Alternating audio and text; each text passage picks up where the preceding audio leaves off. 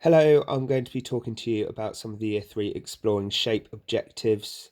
So the objectives I'm going to be talking to you about are recognising angles as a turn, recognising right angles and the amount of turn they show, identify whether angles are greater than or less than a right angle.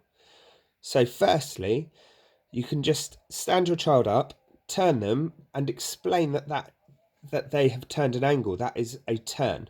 And then you can turn them a right angle and explain what a right angle is and talk through that.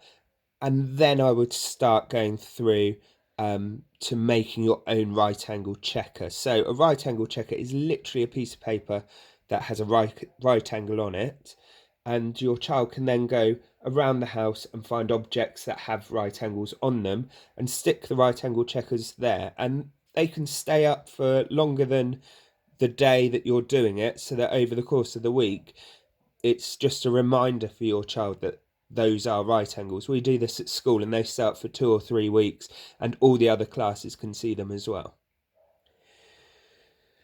After that, on your daily walk or your daily exercise, try and collect 2 sticks and then challenge your child to make 1 right angle, maybe 2 right angles. Can you make 3? Can you make 4? Can you explore using more sticks? How many right angles can you make?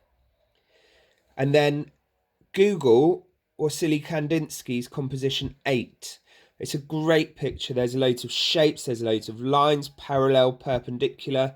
That's another Year 3 objective that you might want to look at with this. But I would focus on whether you can find right angles, angles that are greater than a right angle, or angles that are less than a right angle.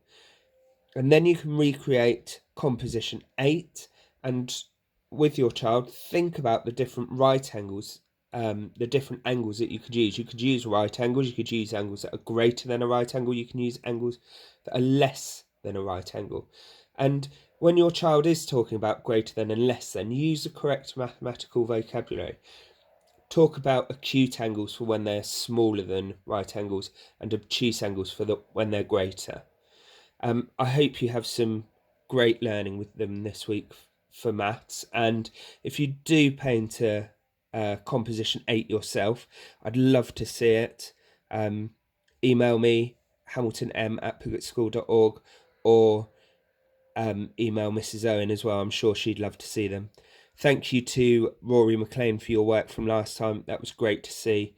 Really good to see that you're knuckling down to some learning in these difficult times. Thank you very much.